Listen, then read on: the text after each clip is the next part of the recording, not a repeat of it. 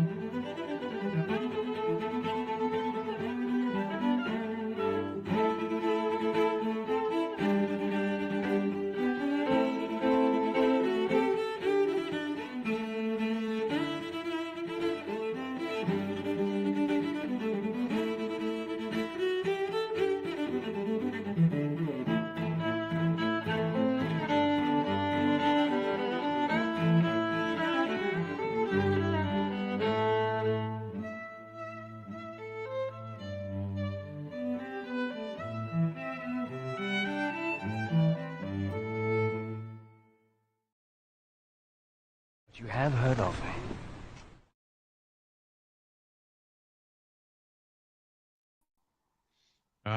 Always good to start with the vibes and different ones than last time, because last time we were doing our movies of the year ones, and so we Oh, the, damn it, man. I missed that one. Fucking yeah. anuses. We'll get to that. We can you can do Well, your actually, I haven't really even seen many movies this year, unfortunately, so whatever. yeah, I figured that would be the thing, and yeah, we'll get to that. But first and foremost, everyone here watching and everyone who will be watching, it is Wow Wednesday.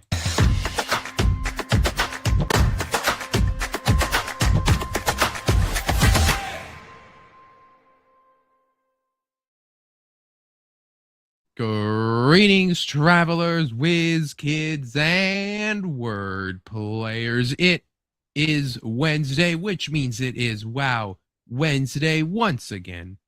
I am Wizard of Wordplay, the Wow of Wow Wednesday, and I am joined, as I am always, by the Gremlin King himself, Samurai Snowman. They called me a sweater vest, but I consider myself a t-shirt. Okay? You need something better than sweater vest. Like, it kind of works, but It's the same syllables. There's nothing yeah, else that it's fit. We'll similar. figure it out. It's a slant rhyme. It's a slant rhyme. We'll figure it out in post. Yeah, we'll figure it out. Back now on permanent for another week. For the foreseeable future. Thank God we're done with that project for the time being. Hopefully, probably forever. So. Yeah. So you weren't here last week for the movies and game of the year show. So our tier lists, me and Jesker's were similar. His number one was my number two, but otherwise we were pretty much like we had the same order of like our things. And Cynic gave his at the end. He wasn't here. He just put him in the chat. Nice. But so I was curious. So I had a bet with myself about what it is that you would have picked. But if you didn't watch 5, then that would make sense. Yeah, I've just been too fucking this year's been hectic, bro. I haven't had time to really delve into any movies. I kind of like predicted that you would be like, and Predator 2 is still a banger. Like, Snowman, Predator 2 did not come out this year. I'm not putting it on the list. You'd be like, nah. Bloodborne, Predator 2. That one time I went to Disney World was really fun. What are you even talking about now? Like, Snowman, I'm not putting Predator 2 on the top list. We're not just saying things we like. Coward. It's Predator 2 is better. Predator 2 is better than fucking James Gunn Superman. Be like, well, Snowman, it doesn't matter if it is. It didn't come out this year. I mean, that's a great argument you just made. You know, and so I was like, I was already preparing myself to have that argument on the stream. Hail, Roy Jin and hail Baki for Hail being my here. boys. So yeah, and then of course, like my game of the year, I put as Dispatch, which really came out of like, I didn't think it would be my game of the year, but I also made a review of it and posted that on the channel, and so you can hear all my thoughts about it. But yeah, it was like that was definitely the game of the year for me, and because really nothing else came out I played. I didn't get to we ran through everything that came out back in 2025. It's like, yeah, there's nothing really in that I really played, and if I played it, it didn't fucking wow me. Like AC Shadows had its moments, but like, man, that game fucking took my piece of my soul with it. Like I don't like that. Like it was, Yeah. uh, Yeah, I played a lot of games, but there were, I don't know if most of them came out this year. Like the only one that I can think of that came out this year off the top of my head was Chronos: A New Dawn, which was a fucking well, bang. we played Cosmic Invasion, but that Oh, one, Cosmic Invasion. Okay, yeah. yeah, But aggressively mid Cosmic Invasion. so almost great. Yeah, just I don't know what it I don't know what it didn't have. You know, like we talk about, it's like I don't know what it needs, but it It was just just missing the certain depth that modern games have that like customization or combat or something just wasn't fully there. I hope when they add if they add stuff to that game, they kind of fix it. I mean, like Dispatch was missing stuff too, I'd say, but it was never a a Like like disappointing, like, oh it's not a man. just yeah, it's just more like, ooh, I wish I had more of this game, you know. I'll talk about it, but anyway, so before we get to that, besides getting all your stuff done, how was your week? It's been good, man. The work's been, luckily this job is super easy and right down the road. And our lead tech is cool as hell, so. And then I've just been kind of tired and chilling after work this week, just taking her easy. That's good. Um, I've been anything working any on. I finally got a game maker. That's what I've been working on, other than my art. So oh I've been just a little hobby, Gremlin World, Metroidvania on the side. we're getting Gremlin World video game before Get the game goddamn. before GTA 6 though. That was my prediction. That was my off the wall prediction is that GTA 6 does not come out in 2026. It's possible, bro. It gets Probably to, won't. but it was funny. We went back and watched our predictions from last year and from 2024, and Mhm. it was pretty fun. It was like we were talking about how like, oh, the um like of course Jesker called out that we were gonna see Kingdom Hearts 4 trailer, which didn't happen, Ooh, or gameplay trailer, and that Missing Link was gonna come out, which that game just got straight canceled. So it was like damn. we had Exact opposite. um I what did I have that was I had a good one. Um we all said that Fantastic Four was gonna bomb and it didn't. Oh damn. Did I? Or I said it Damn. was gonna something like that, but it was like didn't happen. But and basically it was that it said and Pedro was gonna suck. We're like Pedro's gonna suck. He's not gonna be believable. But you know, and then we were talking about how like yeah, you know, you did kind of prove us wrong with that. I mean, Pedro, you bought it pretty quickly when you watch him. But yeah, so it was a fun show. I thought we were kind of saying that we just didn't know yet with And Pedro. Like he didn't sell us on the trailer, but yeah, the marketing never did, like they didn't show him talking like a geek nerd. He was just being an emotional Pedro Pascal. It's like, oh, yeah. no, I'm not seeing Reed here. Then you know, but yeah, we also had 90s and Vivent on for that. Oh Jamie man, I is missed here. the Hello, banger. Jamie. But I yeah, always miss the because bangers. yeah, um, and so yeah, we had them on for that. Um, and yeah, so it was pretty good show, pretty chill. We didn't really go over any news. I was like, yeah, let's just go over what happened this year and what coming out and all that stuff. So, Well, maybe but this year. yeah, well, we had what else did we do in it? Well, like we had our predictions, and then obviously the the list. I'm glad you weren't here to argue that Sinners did not deserve my number one, but it Oh was. wow, that was your number. I mean, but you really didn't see many movies either, so I can't really like fault you on that No, because I haven't we either. yeah, we went through and it was like I had Sinners number one, Wicked for Good at number two, um, Superman at number three, Fantastic Four at number four, and then um, I'll, Thunderbolts as I will number agree with five. you that Sinners is better than Superman, though. Yeah, but okay, how'd you like Superman when you watched it I and haven't saw watched it it yet, all the way through? Oh well, then, funny. but Sinners is definitely better, and I don't even like Sinners. You haven't seen the movie. That's why I was like, I'm also glad you were here because we would have just been I would have fighting. derailed everything. You did watch it. I've seen enough. But if I didn't go see Wicked, then Superman would have been number two because Predator Badlands would have been number five, but it got bumped off. But Predator You didn't Badlands see was that. almost number five. We'll have some news about that if we cover it tonight.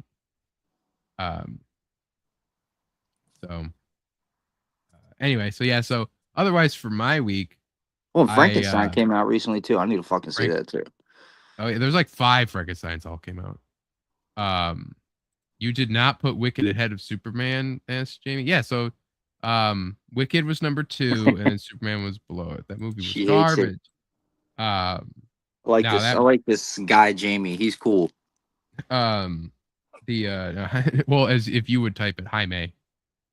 Hey, me. So, but no, so Wicked for Good was number 2 and then Superman was number 3.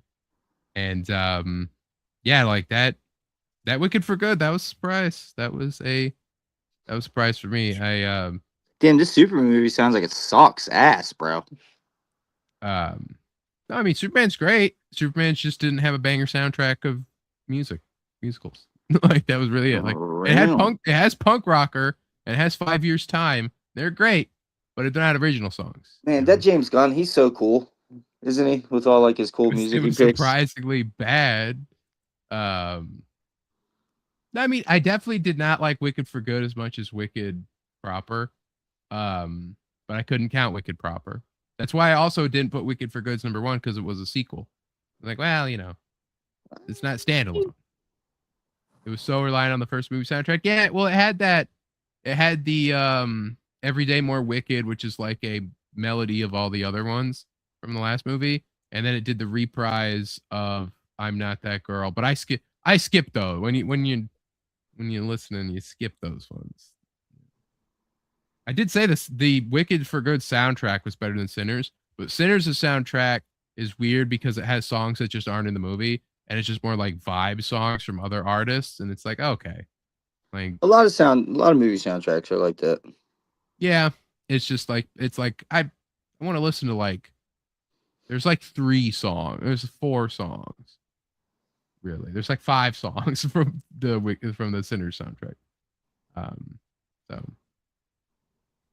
so and it wasn't a good movie. That is the thing. It's like it's a sequel. It's it's That's the same not thing with criteria for me, though. I mean, if the movie's better than any movie that came out, no matter if it's a sequel or not. But I'm just a retarded Polish man. anyway. But no, so I we had that last week, and I also played through Dispatch again and got more achievements, got almost all of them. Because really the problem is that the your game's great, but it's your achievements are multiple playthroughs, and it can be a bit of a pain. But it's also like, man, it's just so fun. And that fucking story's so fucking good, and the voice acting so fucking good. That Dispatch gameplay so fucking good. It's just like, man, I don't mind going back through it. Well, Jamie's saying sequels can be good on their own. Yes, but like Temple of Doom, Shrek 2. Well, Temple of Doom is the weakest. Predator 2. Predator 2 is just also not as Predator 1 still better though.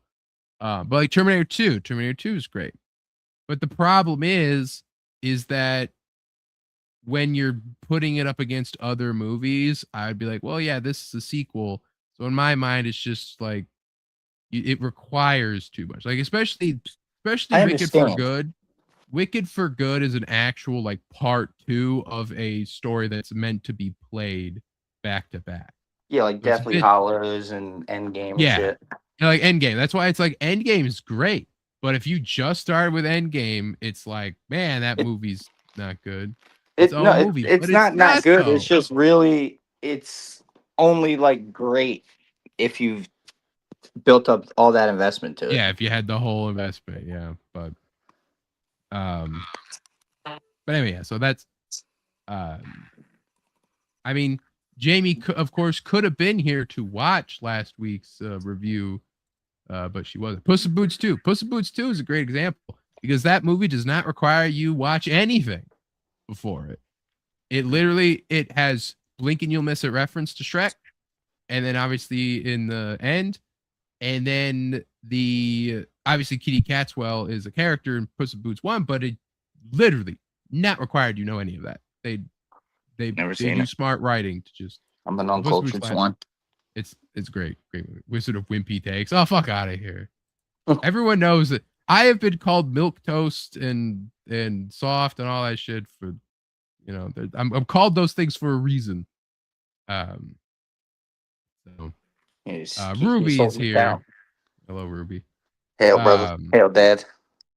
so but yeah, Dispatch still great. Grab it if you haven't already. I actually bought some Dispatch merch. It was pretty funny because I was gonna buy. I bought a mug that's based on like it's the logo from The Office. That's like where the game takes place. It's like, oh, I'll have that, sitting up and it'll be cool. And it's the cheapest thing that they had. Because it's like, oh, like a really cool poster and all this. And it's like, Gotta okay, support the shit you like, man.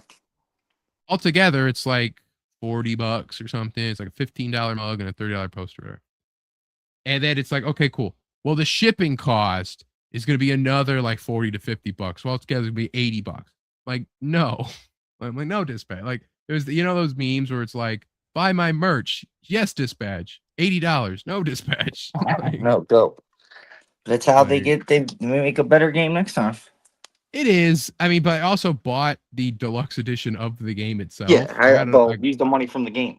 Yeah, use the money for the game. But also, I wouldn't mind buying. It was just more like I'm not sold on this. If it was something really cool, like even the poster is the art that's already in the deluxe edition of the game. You can just look at it there.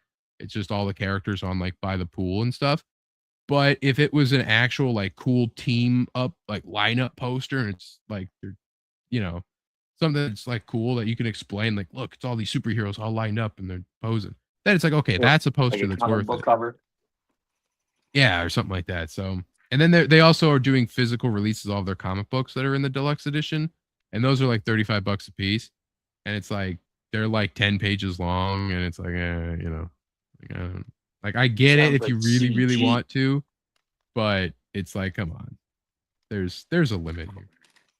So anyway, yeah, so I'm happy ordering my Dispatch mug, and because that at least the mug is something you see in the game, and it's there and it's a prop that's part of the thing, and so it's like, okay, I can rationalize this purchase, and it's not so bad. With the shipping for just the mug was far less than the poster, so it's like, okay, that's good. But yeah, of course, my review is up on the channel right now. No spoilers in it, but I still recommend you play it, especially if you like the Telltale games and miss when Telltale used to make them, especially when Telltale used to make them well. I didn't get any drawing done. I sort of did, but nothing substantial. I need to go back and do some like practice stuff or something, because I'm kind of feeling a bit like disenfranchised about it, just being like, well, it's just not as clean as I would like and stuff like that. So I got it gets I don't know, I want to say boring. I mean, drawing can be boring sometimes, especially with shit you don't want to do. But when it's not looking good, when you can kind of just see like, man, this fucking sucks. But like, I don't have regular time off, and so by the time I sit and draw, it's usually a big gap between the last time I sat and draw on something. So it's Yeah. like, well, I backslide and I lose a lot of and so it can be a bit like, man, fuck it. Why do I even bother with shit? Nah, I gotta keep pushing, bro. I get it too. I'm there. Yeah, I need to put my foot on the pedal too. But it's just I don't have my own space right now. But I will soon. I'm due to make a new profile picture for this year. I draw a new one every year, so I got to do that yet. Could be lazy and do an AI thing, but it's like, no, I gotta draw it. I gotta prove it to myself that I just can do it, and I gotta have that like progress and everything. And plus, this profile picture here, it's still got my big beard. Like that's outdated now. Oh, you don't got the beard now, bro? Well, I mean, like I don't have the big huge one anymore. Oh yeah, that's right. Yeah, I knew about that. It's hard to tell in this profile picture that it is my big huge one, but it is there. Anyway, so I hope I'm not working tomorrow. I hope I can get something, but I also have a lot of projects I have a lot of irons in the fire, and I like to hop around like a bee. Like a dog. Jamie says looks less homeless. Well, I mean, yes. I mean, like you haven't seen me either way, so it's like she's right. You're right, Jamie. I guess, yeah. I'm very proud of me not looking homeless. I mean, yes. So, like I said, you haven't seen. You can get a room already, huh? You haven't seen me either way. I mean, right? Like, geez, lady. He gave you the snack, not the whole kitchen. Anyway, speaking of handsome men, what's up, man? Such as myself. What do you need to know about me? Sebastian Stan he's all right, I guess. Is in talks to star in the Batman Part 2. Yes. And That's rumors abound, and it is in the title of the stream that he might be playing Two-Face, Harvey Dent. And it is funny because as I was talking to Snowman before the show, that last week, if you were here, you heard me we were talking about like Batman fan castings, and I put Sebastian Stan as my fan cast for Batman in the DCU. And I was like, yeah, if you watch him in these interviews, he talks like he's a smooth guy, And that's just, there's something about that where it's like, yeah, like he could really, he plays a Bruce Wayne. But it didn't even occur to me that he could play a Harvey Dent, because in a weird way, you almost want to have your Harvey Dent guy be a Batman actor. Like he wants to be like the guy that you had in mind for Batman that you couldn't get, you cast him as Harvey Dent, and so Sebastian Stan.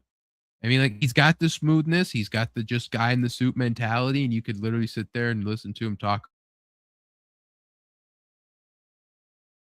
run up this case against Salvatore Maroni and shit like that, and it makes sense. And then he's gonna go fucking crazy, and he have his face scarred, and he's gonna be all like, "It's not about what I want; it's about what's fair." Oh yeah. So it'll be interesting. And I saw, fuck, I totally forgot what I was gonna say. Go on, continue. I'll think of it. Well, yeah, like he, I mean, like I didn't see Once Upon a Time. Jessica would be the one to talk about it, but that's what I was gonna say. But go on. I remember. So, there were like, well, there's the possibility that he's not playing Two-Face. Jay Sonic says no. Willem Dafoe. Willem Dafoe far too old. Really, anybody. Whoa, that is Harvey Dent. Damn, that's a crazy take, though. That would have been really cool back in, instead of Billy D. Williams back in '89, if it was. Oh man. Even this cast. Well, what I saw on Twitter was some guy was saying that Christopher Nolan was watching A Different Man and was like, "Yep, that's Harvey Dent right there." I haven't seen A Different Man yet. It looks amazing. I still need to see it, but yeah, I could see where you get like the duality from that movie. What if you played Deathstroke? Ooh, him as Deathstroke's no good. Deathstroke needs to be like an older jacked dude. Yeah, I need someone a little like bigger than Batman. Actually, I would like to see it more intimidating, like physically, to Batman. I mean, we are getting that Deathstroke Bane movie, I think, still. They're still working on that. But I mean, I remember we talked about this last time. I said Ron Perlman, but he's a little too old now.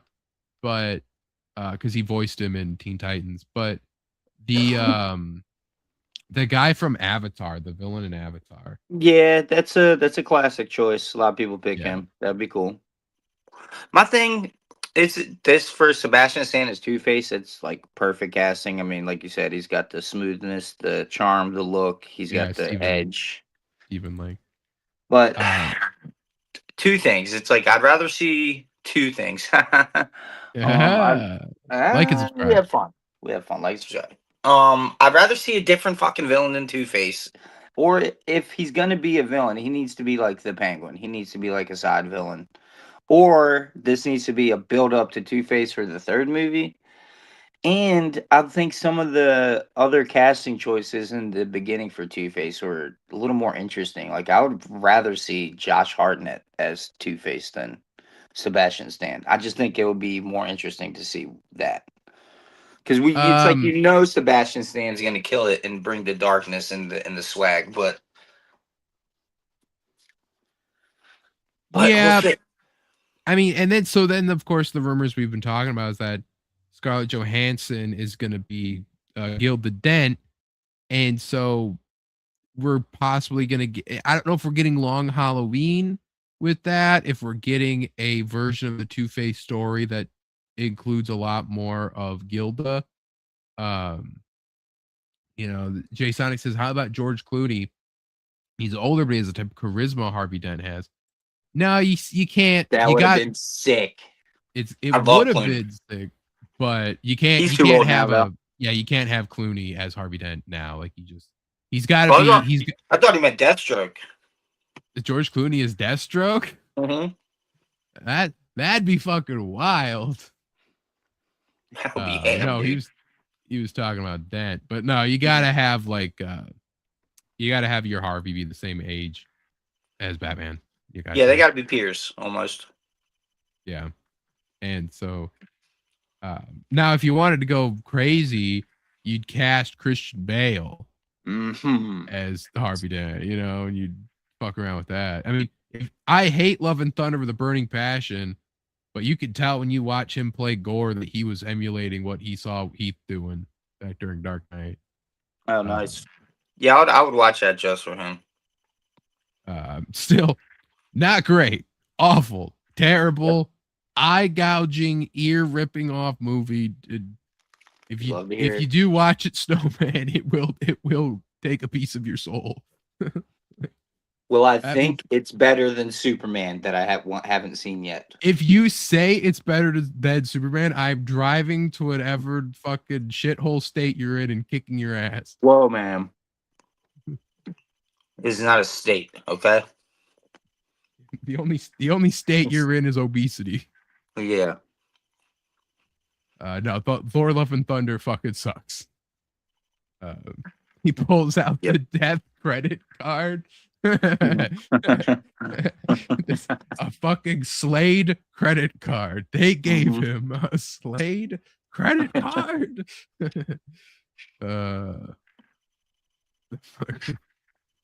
And then we got Arnold Schwarzenegger as Commissioner Gordon, and we got fucking Uma Thurman's fucking Vicky Vale. The Joker is taking over Central Park. The Joker is taking over the theater. Batman, we need your help. You get to the chopper, Batman. Get to the bat chopper. Get to the bat plane. Come on. Come on, do it, come on. Dude, Timmy Arnold as any Bat character, it would just be so awesome to see. Could you imagine Arnold as Batman? God, that would be insane. Something I need. I hope Parallel Universe Me is watching that movie right now. He would have looked fucking amazing in that suit back when he was like shredded, Oh, he would have been the perfect Dark Knight Returns Batman. Not even because he was just more Dark Knight Returns. I feel is like a different kind of big, But Yeah, I mean, like he's like Terminator. he's like power lifter. He's like just fat big kind of. Yeah, but like Mr. Olympia, right? Like that era, like the Terminator 1 era Arnold, when he's just huge. And in that suit and just the dun, like in like with like Tim Burton style, right? Just that fucking like when the arc like with a suit that looks like the fucking Arkham suit, and he's just Yeah, like, bro. It would have been hard, bro. He'd be intimidating as fuck looking. they wouldn't even need to put the suit on, just paint him. Just paint him gray. We wouldn't even need the rubber nipples, Schumacher. Just paint him gray. But I'll bring my own nipples. I bring my own nipples, Mr. Schumacher. Matt Damon is the Joker. That does not work. I don't Dude, think that works. I saw a vision with James Franco Joker. Give me it, bro. If you've seen the interview, you know what I'm talking about. Yeah, but James Franco's like fucking poison now. It's like you can't do shit with him. It would have been interesting. I feel like Franco would have been a better Riddler than the Joker. Yeah, but I'm just like Riddler. Just like kind of get Riddler out of here, dude. He kind of just sucks. Yeah, but I mean, Riddler sucked in the Batman. I will say I didn't like him in the Batman, but Maybe if he was a different, I kind of understand what people are saying. Like if he was a different character, it probably would have been better received. Really, I mean, I thought Dana was great, and I thought he was creepy. Yeah, brought that like Seven type of vibe to the movie. If he would have been actually just like I'm Riddler in a suit and I'm outsmarting you and all that, like classic Riddler, he could have been cool. What, Franco? Yeah, the movie Batman, the Batman.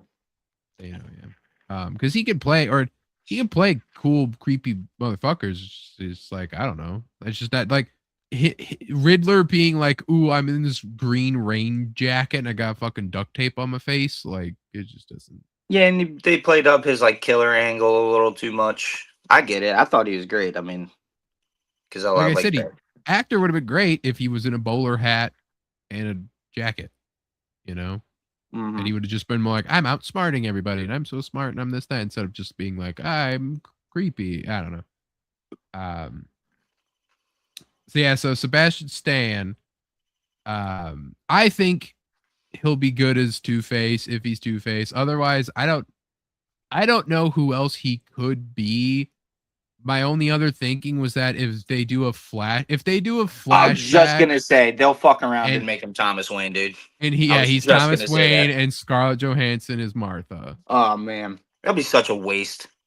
It would be, unless you're doing like back and forth flashbacks and being like we're telling two stories at the same time, kind of thing. That could be kind of interesting. What if Sebastian Stan is Talon? And he's basically just Winter Soldier again. But he's maybe, Talon. but nah, because Talon is in the face mask the whole time. Like, there's no way like he's gonna. Well, in the cartoon adaptation, he takes his mask off, but I mean that'll be interesting, but I don't think it's Talon. Because that'd just be funny. Now, Sebastian Stan is Mr. Freeze. Oh no, that one I don't think will work. He's a little too young. That'd be pretty. I wouldn't cast Mr. Freeze. If they did it, I'd be like, I'm on board. I'm gonna see it. I want you got to sell me on that. But but I would just. But that would be the reason to see it, just to see how he does as him. But also I ain't because it's gonna not say fucking... no to it. I ain't gonna say no to it. You're just gonna surprise me if you say it. Just be like, hey. So. Yeah, I just with that. It being Mr. Freeze over Two-Face alone would make me want to see it. Yeah. I really just want a proper, like, Mr. Freeze can have his own, he can carry a movie, 100%. I just really want that for him again, because I don't want people to just constantly be like, remember Schwarzenegger? Even Schwarzenegger could do it pretty good now if they play it straight, He could have did it good then. It's just that's just not the movie he was in. Yeah, they just didn't want to do it. Well, no, I mean the rest of them. It was just a camp fest. Well, I'm saying they did like Joe Schumacher and the powers that be didn't want to do it because they wanted to sell toys and they wanted to do all that shit. Yeah, they were saying that Burton was getting too dark. Yeah, and I mean to be fair, it's like man, fuck Tim Burton. When you know what, when you think about it, fuck Tim Burton. He still has the best Gotham on screen, and Batman '89 is still a top 5 Batman movie. Schumacher's Gotham's pretty good though. It's like not Gotham almost though. It's like almost just too out there. I love the statues. I do. Well, the statues. I'm talking about like the neon strobe lights and all that, and I don't know. I like. Schumacher's Gotham too. I thought all that shit looked great. Burton's was good because of just it was so tall. Like everything was just fucking. I mean, there's huge. Everything was gothic as fuck. All the buildings had like gargoyles all over them and shit. We talked about this before. We talked about this before. Let me pull up the pictures of it. Like when you look at the way that he designed the sets and shit, and just the like oppressive size of Gotham and yeah, that's Gotham, man. Yeah, and then there's like a couple of like the shots of like the buildings and how they just go on forever.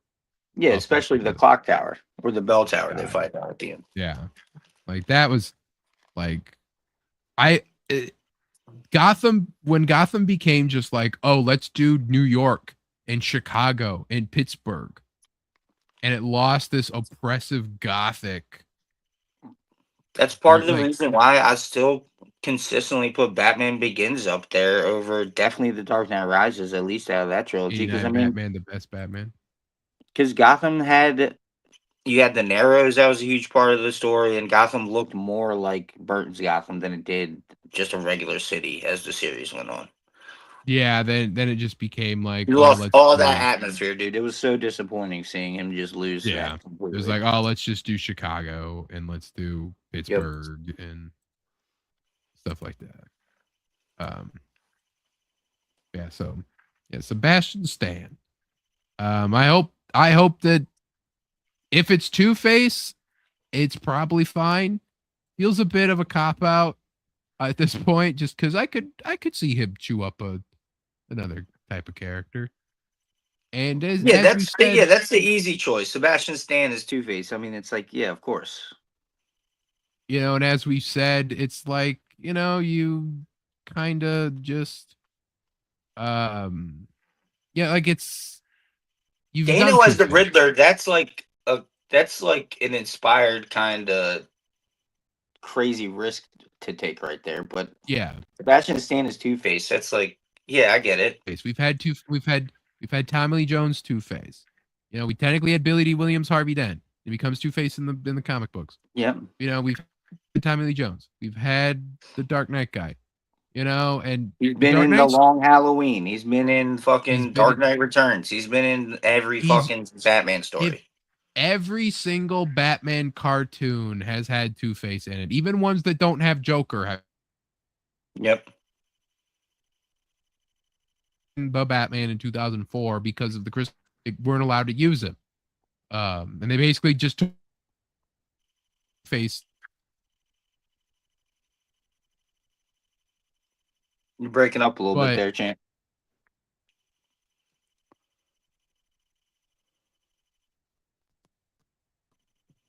Hello? I hear you now.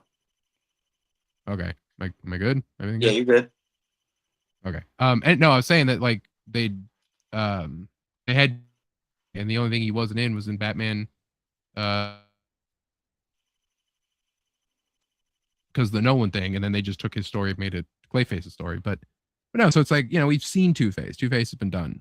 So same thing with Joker too. Really, I mean, that's cool that that I also forget his name is coming back as a Joker because I really like him as an actor. But it's like, yeah, we've seen the Two-Faces, we've seen the Jokers, we've even seen the Scarecrows, and I would love to see another live action Scarecrow. I think Nolan could have done more with Scarecrow, but it was cool. Yeah. It was amazing that he was in all 3 movies. But yeah, we need to see that. We need to see Mad Hatter out there. We need to see the Man Bats and Mr. Freeze again. We need to see the more obscure type of Batman villains for sure. Yeah, you can do a lot with Mad Hatter if you really wanted to. We've talked about that. You got Hugo Strange. You can make all kinds of these creepy psychological, like with Mad Hatter. You can go down a literal rabbit hole with that story. You can just make it crazy. Yeah. You can even make him turn into like the Deathstroke's like under character, like to turn that into a kidnapping that turns into some wild like conspiracy involving all these huge organizations and shit. It's like there's so much you could do with different characters that they just won't fucking do. Deathstroke does have like a Dark Alfred. Oh, Dark Alfred is my favorite band. Literally, Deathstroke has a butler that like helps him with his like deathstroking. Nice. I forgot Punisher had one too, actually, for a while. I would like if he played Clayface because I'd like to see him in a movie, a body horror movie. Well, good. You're in luck, Roy Jin, because we're getting a Clayface movie this year. Yep. A body horror Clayface movie. I'm excited to see that. Although, it's like, man, why not in a Batman movie? Like, let's lean into the horror a little bit more. That's why I did like the Riddler in the Batman, because that was like some Seven type serial killer horror type shit going on. Yeah, and you're like, what was I gonna say? Like you're moving into like the Sony verse of like, let's do these villain movies without Batman in them. Right. Like Roy, you've been under a rock. I mean, like it's pretty. We've talked about it pretty well promoted. The Clayface movie. Talked about it on here many times. I don't know if they casted. Yeah, I haven't heard anything about casting though. No, I think they did cast Clayface. Damn, because Sebastian Stan would have been a great Clayface. So that's a drop. That's dropping the ball right there. Yeah, I don't know how well the problem with getting Sebastian Stan to do Clayface is you're covering him in CGI clay. Yeah, but he can transform back into his look. Yeah.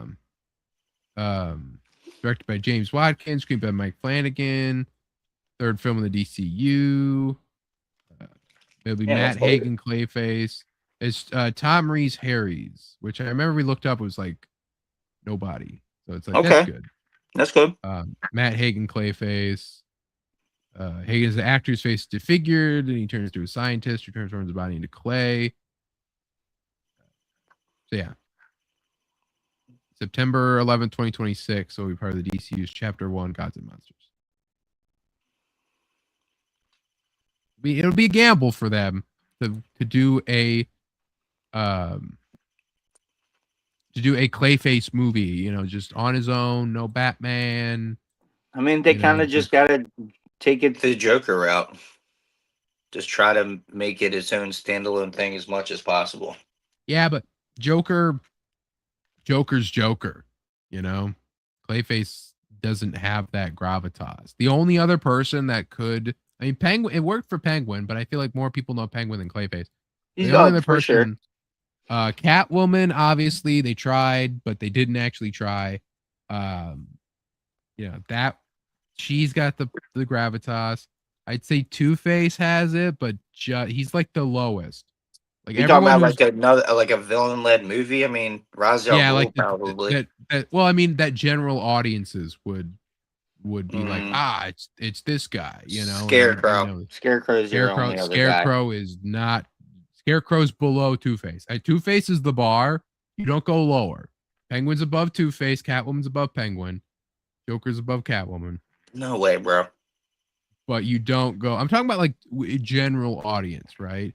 Of like who they're all like, oh yeah, like if you see a Scarecrow movie, you don't know it's DC related at all. Because maybe you think it's a horror movie about a Scarecrow. It can work. I'm just saying, as far as like that's what basically this Clayface thing is. Which to be fair, is how they build Joker. They book Joker as being like, yeah, it's a DC movie. Yeah, you know who Joker is.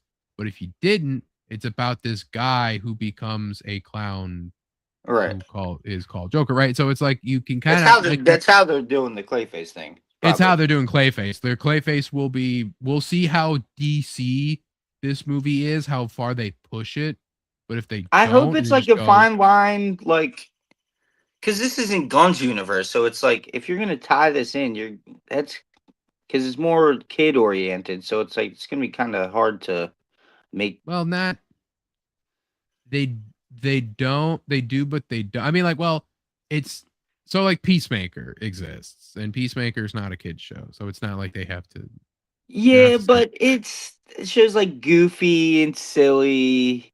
It's not like it's not horror, so it's no, like but I'm saying is like it's not like they're trying to be like we need the DCU needs to be a kid franchise because true. But Peacemaker season 2 especially definitely not. yeah, so yeah, they either just gotta kind of like not even pay Guns universe any mind or find a fine balance Really not between. like the really all you need to do is what everything does when you don't have Batman in it, and just have Batman show up Oh yeah, for in sure. is in the end or something, and Oh, that's that would be a great way to show finally who Guns Batman's gonna be too. yeah, like Creature Commandos did it in the flashback with Doc Phosphorus, where you just the lights go out and there's Batman in the fucking window, and he's like, "We're shutting Just this shit that's down." That's so I cool. mean, yeah, The that scene was cool as shit. the Penguin show, I believe, ends with the pan up to the city, and then the bat signal turns on. You know, and it's Oh, like that's just so fucking cool. Like it's just yeah, it's like, nice. and so I really hope that we get something like that with this, where I will take even just you're watching the news segment and there's like something scrolling on the bottom that mentions like Batman kidnap or arrest the Joker or some shit. maybe, um, even if it's like you keep Batman as like a hush whisper, where it's like the mobsters gang are like afraid to be like you like didn't you know about like we ain't talking about him right now, and you Yeah, just to keep like pushing it, you keep cover his mouth with his hand. He's like, shh. you know, it's like we were doing, like we're like, and we just keep like moving it and moving it away and like not talking about it, and it's like, and then finally it's like Batman, it's like oh, you know, crowd fucking Yeah. pops.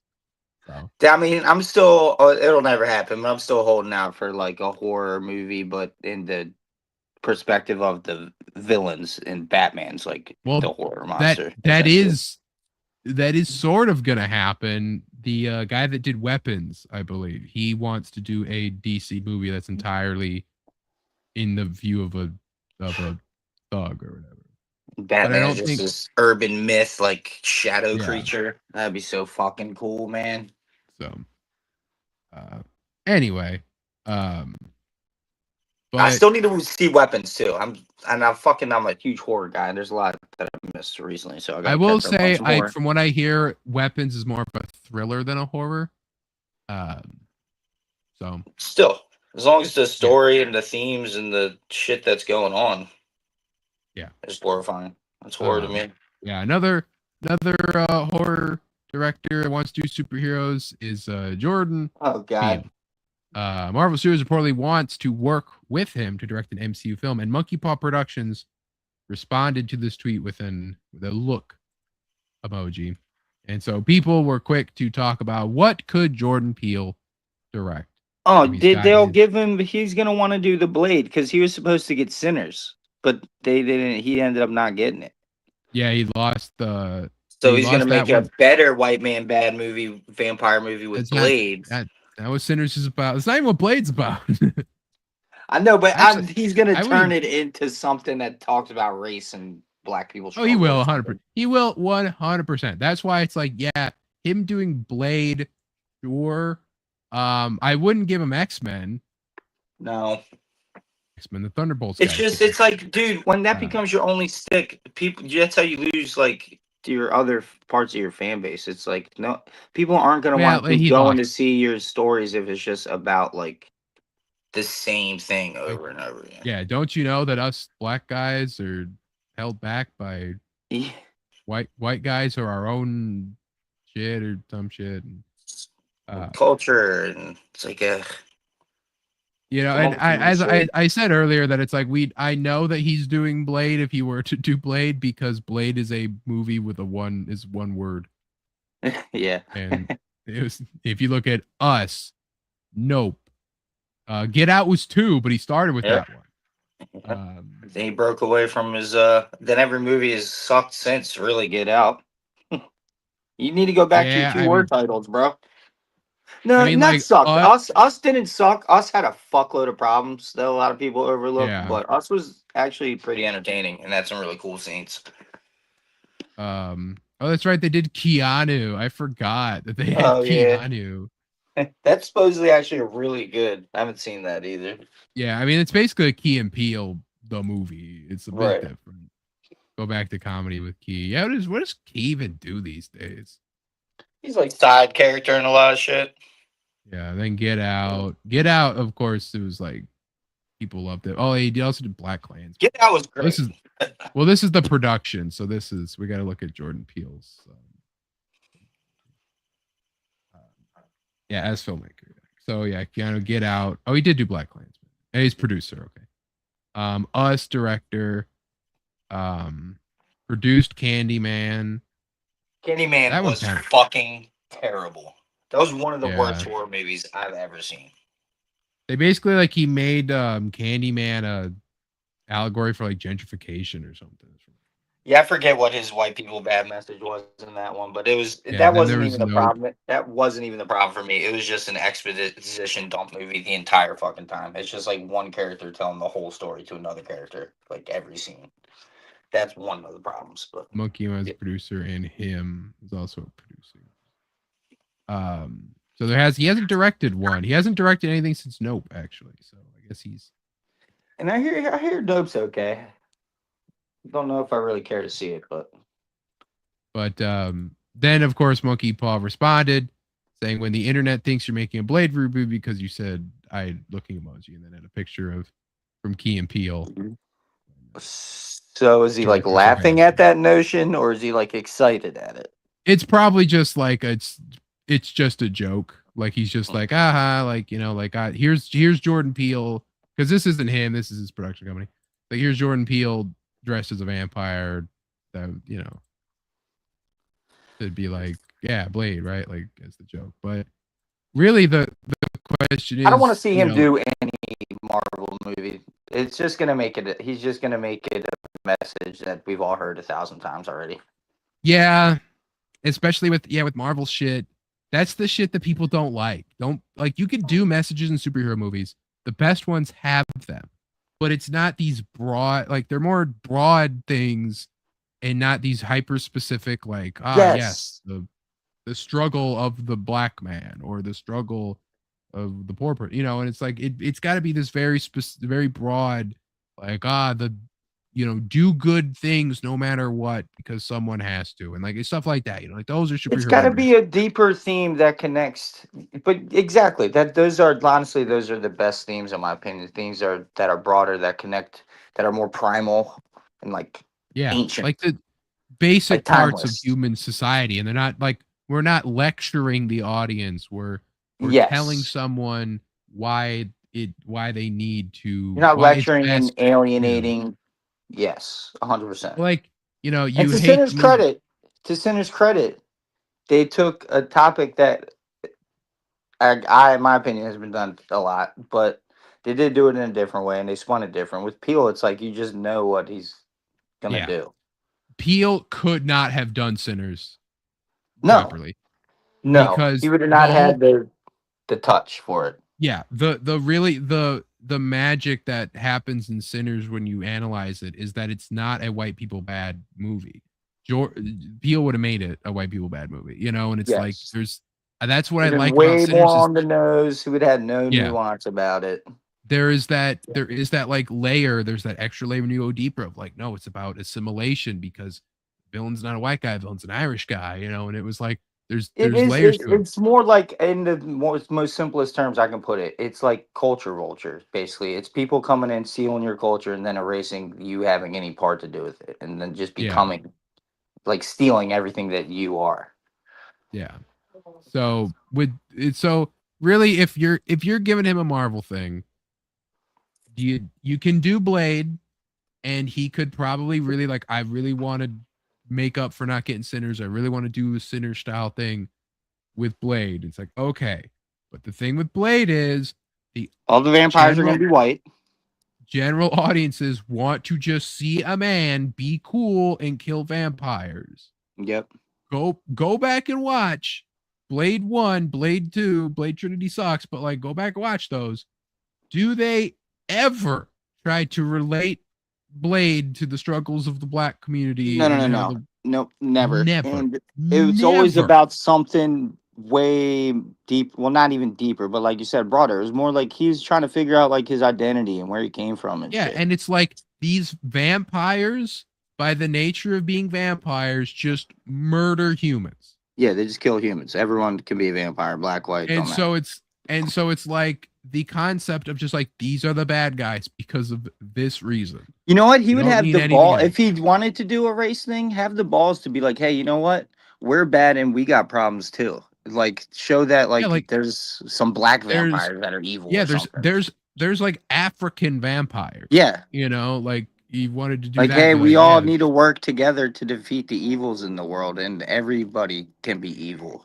That would be a Or- better message than whatever he's gonna push.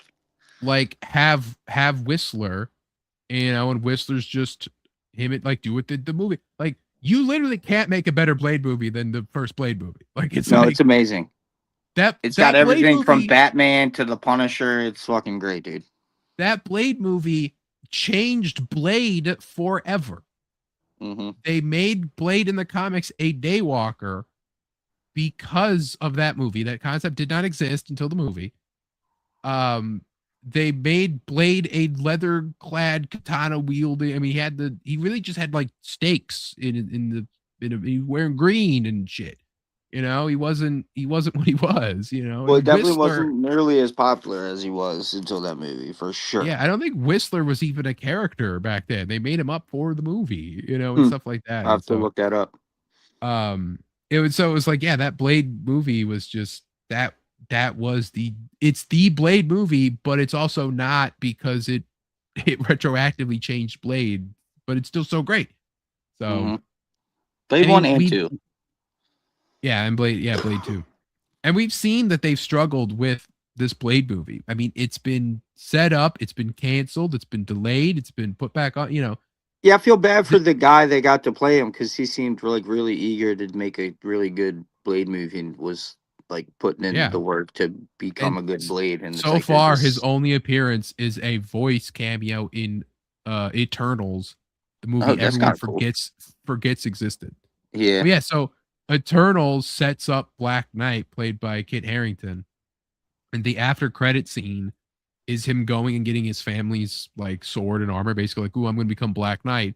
And then he hears out of the like off screen, he hears like, "You sure you want to pick that up?" or something like that. And it's Blade. It's been confirmed to be Blade's character. Oh man! And it was supposed to set up like Midnight Suns or something. And it's but Eternals fucking bombed. The only place Eternals exists is in the What If show. And it's also the only place Blade exists because Blade is in the Marvel Zombie show, the spinoff to What If. And I've been seeing some recent takes that Eternals kind of got treated unfairly and is not nearly as bad as a movie that people are making it out to be. But I think it's just a forgettable kind of just like a kind of came too late, kind of like no one really asked for this type of movie. Yeah, it's literally like a who cares about like who cares about Eternal? Like still now, it's like no one cares Especially about if it's like they were there the whole time and it's like you didn't intervene to do anything one time. It's like then we don't really care. And then we change all the characters so they could fit all these archetypes for all these like races we want to appeal to and shit, all these nationalities. Super. It was the DEI poster child of Marvel movies for sure. We make the main hero of the Eternals comics a twist villain, and it's like, you know, it's like, what are we doing, guys? Like, what is this? Yeah. Rightfully, that movie fucking bombed because it reflects the hubris of Marvel and what they tried to do and what they tried to become. And it was like, it's like, guys, you can't just put out whatever the fuck you want and expect to make $1 billion fucking dollars. It's not going to happen. And especially like, he's like, I didn't know about Eternals.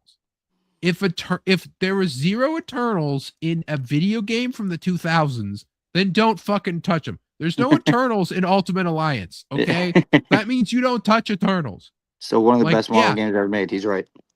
The Inhumans TV show sucked, but if you would have got an Inhumans royal family movie instead, it probably would have done better because the Inhumans had more cultural, like, it had Relevance. far more cultural relevance than the Eternals, and even then, no one knows who the fuck the Inhumans are.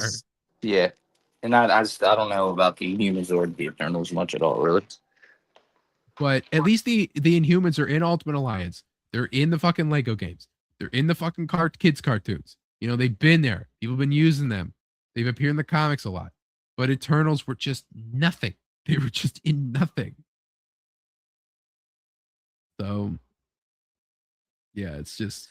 I mean, they're rarely ever in any, like, I don't really ever remember ever seeing them at all or mentioned in any comic book that I've ever read from Marvel. I mean, like, they aren't, like, I remember Guardians of the Galaxy being out there. I remember, like, Beta Ray Bill and a bunch of other obscure characters, but rarely, if ever. And I'm no, like, huge comic book connoisseur. I have a decent collection, but rarely ever hear about the Eternals.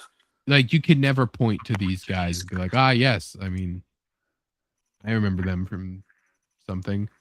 Yeah, no. I don't even, like, you know, and they relate to these Celestials and all that shit. It's like, even the Celestials kind of suck. I'll be honest. What were they, like, the villains of the movie? Well, they were, but they aren't. Like, basically, what the movie set up was that there's the Celestials are like sitting inside of the planet at all times, and planets are like covers for these Celestials. And so after a while, the Celestial was going to pop out of Earth and destroy it. And but because Thanos snapped, it actually delayed the birth of the Celestial or some shit. And then they prevent that Celestial from coming out of the Earth, but his like head and shit still comes out.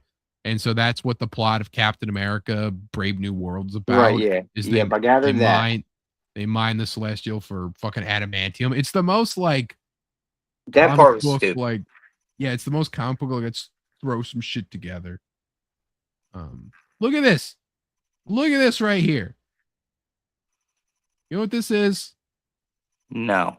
This is the fictional story of the Eternals, and it stops right here because a book from 2022 has not been added onto the Wikipedia. Because no one's fucking reading it. Yeah, no one cares. No one cares to read it and add it to the Wikipedia. I have never seen this. I have never seen a Marvel character's Wikipedia page stop and being like, hey, there's really not that much. There can't be that much content out there on them. There's really, I mean, like this, a lot of this stuff, like it's like fictional history, modern age, like so it jumps like straight to past all this other shit. And all I have this is just backstory about what the fuck happened with the Celestials and shit. Yeah, so let's look in other media. The Eternals appear in the movie The Eternals, and they appear in a self-titled motion comic released in 2014. None of these characters appeared in cartoons or nothing. They would have like, oh, the Eternal blah blah appears in Hulk and the Ages of Smash. Never happened. Never appeared nowhere. And that was the thing. That was the hubris. That was Marvel finally got a clue, and they cut down on the hubris bullshit. Yeah. And finally we're like, let's focus on making some good movies and marketability of movies, and let's do justice to these characters and stuff like that. Like even Thunderbolts was a big gamble, but Thunderbolts was characters that we already all knew, you know? Yeah. So it's like, okay, you know, Bucky's in this movie, and yeah, Yelena's in this movie, and we like the Yelena. whole reveal of Sentry as the villain like brought like everyone on board after that. Yeah, and Sentry was someone no one knew, but it's okay because the movie introduces him, and it wasn't like, oh, you know, and how are you going to do Sentry? Is he going to be stupid powerful? Oh, he is. Yeah, cool. You know, so, yeah, well, so I'm glad that they kind of toned that down. I do know that the Avengers teasers are out there. I have seen all of them, but besides the fourth one's not officially out yet. But once they're all officially out, we will be going through all 4 of them and giving our thoughts on each one. That X-Men one is real good, and that Thor one's also really good, even though it's fucking. I wanted him to talk about how Love and Thunder was actually a gas leak that never happened, and everyone just forgot about it. But we can't. We got to move on. But they also do kind of acknowledge the fact that his characterization, Love and Thunder, made zero goddamn sense. So I trust the Russos to make it work. Fine. I just wish they just ignored reasons. Right. But anyway, back to Blade talk. As the games director has given an update on the development. The team is hard at work. Everyone is super proud and outdoing themselves. Please be patient. It'll be a special game, and we all hope it will be meeting the high standards that we set for ourselves and for y'all. Now, remember, this is Arcane making this. People that made Dishonored and Prey making this Blade confirmed third person open world. You want to see Blade. That's one of the points of Blade. So really the third, how do you translate the third person into the Dishonored style like gameplay? If you do, like, I hope it's the what's it called, the immersive simulator, right? I really hope it's an immersive sim style game. And I do like the Dishonored games, and there's a point when you're playing them where you're just like, man, this thing's just hitting right now. But never played any Dishonored or Prey. Oh, you'd probably like. Well, it's you. How do you do with the stealth games? Don't really care.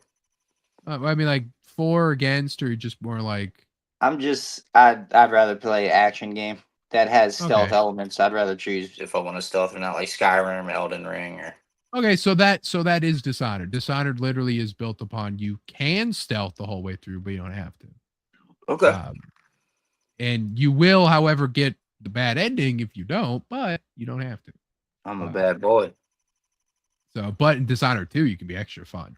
Dishonored 2 took everything that Dishonored 1 did and expanded upon it.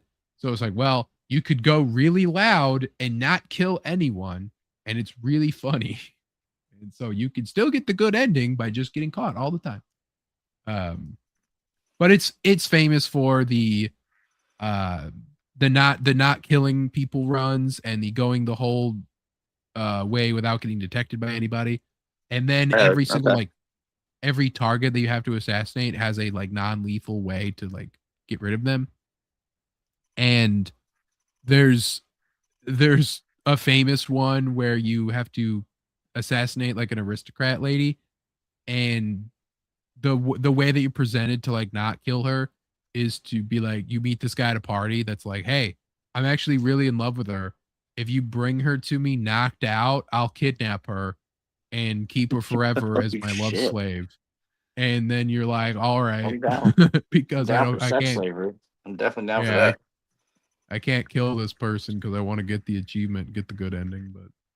But yeah, so and then the developers why do you want the Blade game to be like in-depth sim? I'd rather it be an action. So the immersive sim, there is like action game elements to it, but what makes the immersive sim so fun is that it's literally like, so you're dropped off outside of like a mansion, right? And it's like, all right, kill this guy. You don't know where he is, just go kill him. You can find a note in the kitchen, says where he is. You could also listen over here on the other side of the building, the maid talking about where he is, right? And you find out there's actually a secret passage because there's construction going on. It actually leads right into his bedroom or some shit, right? Like all that kind of shit. Well, you can also do this other thing, and he every single like hour he goes and he has a smoke out on the balcony. So you can go over there and get him, and so there's all these different options you can do. And so that's the fun part about the immersive sim. You can do that without the immersive sim. Well, that's just what it's called. It's called immersive sim. Like it's called that because you're put in the simulation and you can kill the guy how you see fit, right? And then you can also just run straight through, aggro everybody, and shoot the guy in the face, and then you run away. Like you can. Yeah, that would be cool. You can Yeah. just do that. It just depends on how you want to do it and what way you're doing it and all this stuff. And that's why Dishonored has the whole thing about like, well, if you don't kill everyone, the game is different than if you did kill everyone, kind of thing, and stuff like that. So, but really with Blade, it's a matter of that we get into why Blade can be different than Dishonored. It's because with Blade, you want to kill the vampires. You have to kill the vampires. Vampires should be written as terrible, evil people. And granted, they did kind of go away from that immersive sim thing with what's the other one they just did? It was the PS5 exclusive one. Deathloop, right? So Deathloop was similar. It was a similar kind of thing of like, okay, this person, but we don't care if you kill other people though. So go crazy, have fun. And then you got to do that. So I think that's mainly where they're going to go. They'll leave the whole don't kill people thing to Dishonored franchise because it's the whole point of the game. Well, you're But with also the- thinking they're gonna model it after Dishonored. I mean, it could just be a totally different type of game. That's the question too. Like, what kind of game are they going for? Are they just going straight action? Is it going to be some espionage in there? Like, what? I'm wondering what they're going for. The reason I say that is because, if you've played these Arcane games, you know why. Like that, that's kind of what do the same system for it's other what games. It's what they're known for, Okay. and so here's the this is just some Deathloop gameplay.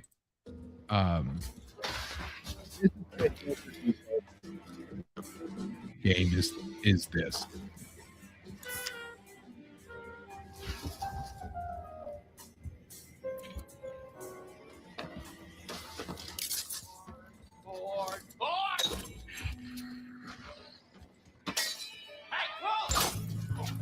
Yeah, so there's like you just killed your target by it.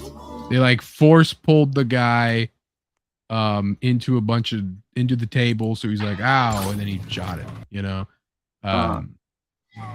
then you alerted all the people in this room, they all start swarming in on you. But in Dishonored, they're all like, hey, all these people you're killing is bad to do. But in this game, they don't care. So I feel like that's what we're gonna get with the Blade thing. And you get like different powers, you get different weapons, you get different gadgets. It's basically like it's perfect for their way of playing is perfect for Blade. So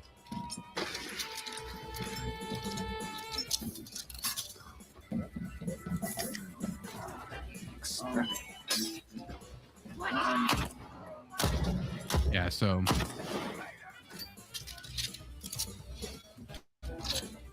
and this was their last one that they had made, so this is obviously more what the style they're going for. And as I said, the whole don't kill people, it makes the game world worse is more of a Dishonored thing. So I feel like, obviously with this is they want to do the more fun type thing. But this whole map you can see here, this is the immersive sim part. Like you can explore this whole area and you find guards and you find weapons and you can find like ammo and like food, potions, all this shit, right? And hints at where your target is and stuff like that. And the target has a path that it will follow, almost like those Hitman games, So I feel like we're gonna get that with the Blade game, where like, oh, you got to kill the head vampire at his villa and shit, and you're gonna walk in and be like, it's the Daywalker, and or you can sneak in and then it'll be like, the Daywalker came in, killed this motherfucker. No one even, he was a shadow, like you could have that option. Yeah, that would be cool. Yeah, so it's basically that's the idea. So it is, well, like you can see the action part with this.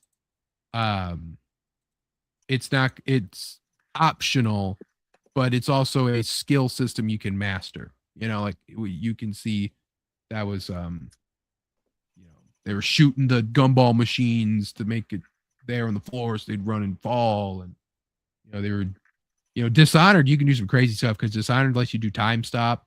And they let you do like force push, possession. And so you can do all this different shit. And so you can like time stop a guy possess him and make him walk and do the fucking bullet that he fired from his own fucking gun and shit. You know, like all that crazy. So yeah, so definitely like this one's still on the radar, and I'm glad that we're seeing something from it, especially because the Blade movie we just got like a little bit of, and then they're like, yeah, okay, like we're not gonna. It feels like the Blade game. They're just trying to make it good, so they're coming along with it. That we're definitely gonna get that before the movie. Yeah, and I'm perfectly fine with it. You know, it's a, you know, it's definitely a different thing. I remember I think when they announced it that it was like, oh, we're doing a Blade game and it's Arcane, and they said like that. I think it was like we asked for Blade. They're like, who do you want? And we were like, can we do Blade or something like that? Oh, and nice. So, hopefully crush it then. Yeah, and definitely seeing the gameplay of Deathloop and seeing that, and imagining just being Blade, but doing it in third person will be different. And I wouldn't mind a first person mode just because I know that it's just that's what they're used to, and that's what I'm used to of playing one of these games. But it'd be interesting. Be interesting to see that. I still gotta play Deathloop though, because every time I go to, it's like on sale, but it's still like $40. Like this was like a launch title, you know, and it's like, I don't know if I want. I don't know if I want this yet. It was on for PS Plus, but it was only on one of those temporarily PS Plus games where it's there, and then you go to play it later. It's like, oh, you actually can't play this anymore. It's like, well, I didn't get a chance to play it earlier, you know, and so. But another licensed game studio that I know that you've played at least one of the games of, and I've played both of them. But Teon Studio that made RoboCop Rogue City and Terminator Resistance. According to a job listing, I keep meaning to get that side scroller Terminator 2 game came out a couple months ago. Oh yeah. The Shattered Fate, I think it's called, or whatever. But yeah, RoboCop, I played the first one. Banger. Good ass game. Yeah. And then they when they released that DLC as its own like game, I'm like, you lost me. Like I don't know when I'm gonna play that. Yeah, I like because Terminator. I don't know if you played Terminator Resistance. No, I have not. Yeah, so Terminator Resistance did get a DLC, but it's actual like, well, it actually got a couple, but there's actually DLCs attached to the game. So there's a Terminator DLC where that continues the story of the main game, almost like the Rogue City one does. And then it also ties into the first movie in a lot of ways. And then there's a Terminator DLC where you play as an infiltrator Terminator, and you basically have to like walk through the wasteland and like kill like the target at the end of the mission. It's pretty quick. Like it wasn't like, but it was fun because you got to use a lot of the weapons from the Terminator movies. They drop. It's like almost like a roguelike. Like they give you a different weapon each time. You can get like the laser sighted pistol that Arnold used in the first movie. You get the minigun, you get the grenade launcher, stuff like that. But yeah, so they have a new listing for another new RPG that is seeking help in animating animals like wolves, dogs, etc. Preferably wolves, dogs, etc. for gameplay and cutscenes. So people are wondering what game? It's usually every game that they do has been these licensed RPG first person shooter things, right? They've done these two. And so what's the third? Terminator and RoboCop are the ones they've done? Yeah. So people, especially with Terminator or RoboCop RPG would be nuts. So people are wondering with these dog animal things, Rambo has been thrown out. I don't think they do Rambo because it wouldn't fit their style. It could. As an RPG too, no. What I would want is fucking Predator. Oof. Give me a fucking first-person Predator game. You play as the fucking Predator, and you can fucking. No, you want to see the Predator. You want to I mean, see the Predator. you see the Predator in like cutscenes and shit. Like you saw fucking you played the RoboCop game. You saw RoboCop in that fucking game all the time. Yeah, that works though, because he's a shooter. Yeah, but you want to be able to like do the fucking HUD and have the thermal vision and go all. Yeah, you can. know, That can go into first person once you hit the thermal vision. But But it's a an good RPG. Rambo video game would be kind of hard to make. Well, because it's an RPG. It's an RPG. But if you remember from RoboCop, right? RoboCop's an RPG. Why? Because you get the XP and you can pick which way you want to go. It's like all video games have that kind of system now. You know. Oh yeah. There's definitely and RPG if you right out. you play it long enough and you unlock every skill point. You know. But actually, RoboCop did actually cap you. You could only go you could only get certain skills. I like that in games. Yeah. Just make sure. But anyway, and Terminator was the same way. It's hard to remember, because I played through this whole thing. It's basically this is a Fallout like. A RoboCop I would describe as more like a Wolfenstein kind of thing. Yeah. But this was a Fallout like. This was deliberately made. You have dialogue trees, sort of. Really? You have skill checks. Well, you have like skill check kind of things. You do have. I mean, is it a good game? I haven't really heard anything about Resistance. It's good. It's good. RoboCop has the same thing I would describe as the Euro jank because it's a European company, so it's like it's got jank to it, but it's pretty good. It's got stealth, but like easy as fuck stealth because it's like story driven stealth. Like you can sneak if you want to get past these fucking T-800 shits, but these Terminators here you can't kill for most of the game. Because how the fuck would you? Until you get one of their plasma weapons, then you can kill them. I'll have to check that one out.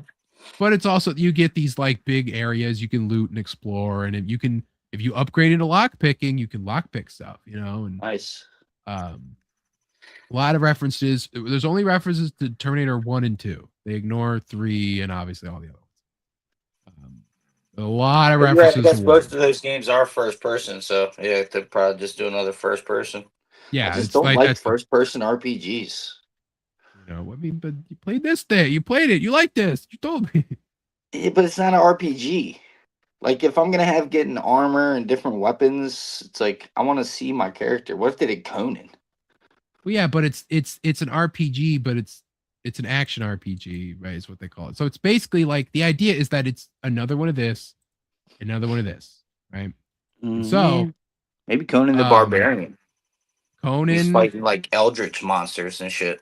Conan is also on the table. They got Peter Weller for this. They got, I think, the actor who played Kyle Reese for Terminator. Michael Biehn. If that's who played Kyle Reese, then yeah. They got him for I'm pretty sure he's in the DLC. Pretty sure they got him for that. And then obviously they got Peter Weller for this. Peter Weller's the fucking man. Schwarzenegger, I know, will do face models, but for like Mortal Kombat, they got like sound-alikes for him for both when he was Terminator and for Conan. But they got different sound-alikes for both those games. You could get Momoa to do Conan too. I mean, yeah, but they're going to do it. Wouldn't be the Arnold Conan for sure. They're going to do it based off of the 80s movie. They always do. They're doing it based off that. So Conan's a good one. They only got 2 games, so they could do something completely out of left field. Yeah. That's not. Yeah, but you kind of at this point, it's the same thing with the Arcane thing. Like you kind of know what they're gonna do. Like I knew when they were doing a RoboCop what the RoboCop game. Like if you play, actually, it's funny if you play the DLC for the Terminator game, and you play as the Terminator. You can like, okay, they were making a RoboCop game while they were making this. Like you can kind of tell, like it's one of those things where you play the DLC and you know where the next game's kind of going because they're using a lot of the same stuff. Okay. So it's pretty funny. And so I'm pretty sure also in the RoboCop DLC, you play as regular Murphy. So I wouldn't be surprised if they're like, okay, you're playing as a normal man in the next game. So Lethal Weapon, bro. That would well, be insane. what I thought of when I first heard dogs, and instead of going for people thinking was gonna be Rambo, was what if it's Mad Max? Or The Thing. The Thing would Could be they pretty do The Thing? crazy. That'd be hard to do, but could do it. That famous Matt, ass dog scene in there. And if you need some good animators, that would be the scene to do it in. um, But Mad what Max, you were I thought saying, of. Mad Max, yeah, that would be pretty cool. That's a Mad great Max is possible. it's a great setting Um, for a RPG. I mean, Fallout's basically Mad Max. um, that would be another of the. I feel like Predator's more of the trifecta, but Dread's not bad.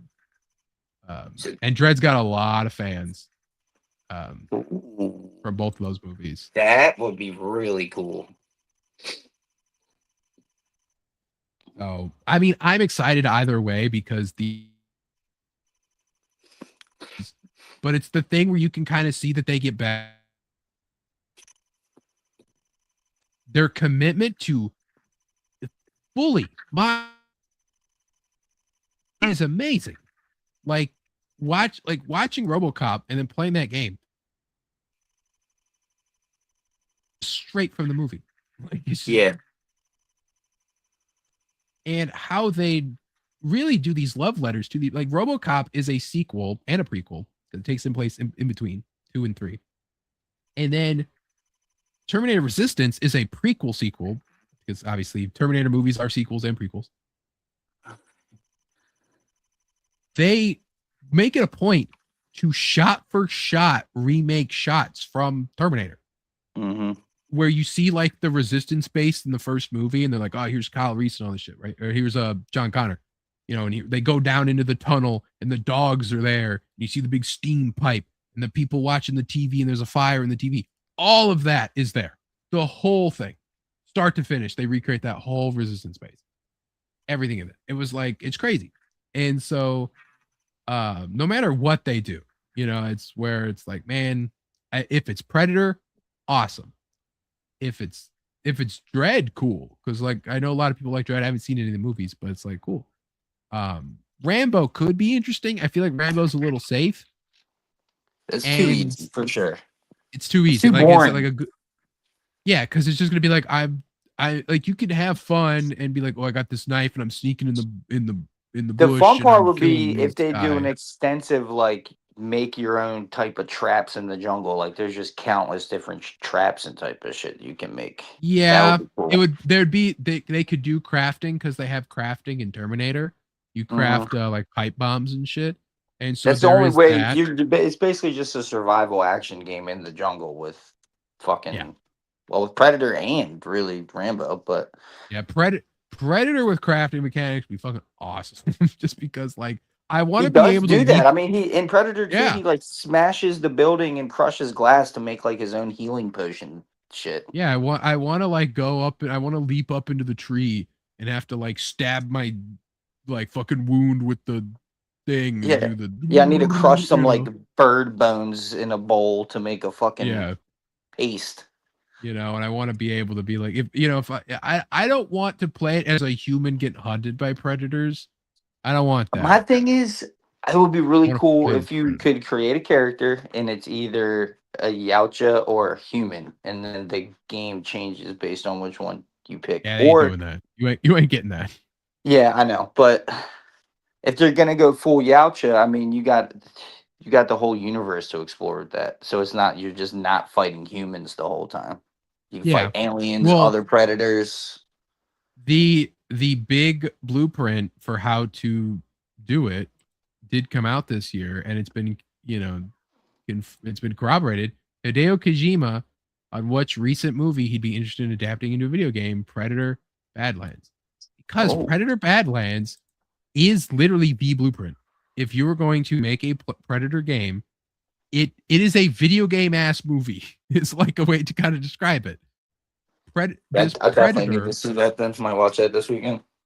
Yeah, this predator gets on this awful island filled with nothing but death, and he gets a like talking sidekick, and they go on a video game quest. Like it's just like it's a video game. It's a video game ass movie, and so Oh, and it's like told from the perspective of a predator. of a predator. Yep. Oh, that's cool as shit because they haven't done that before.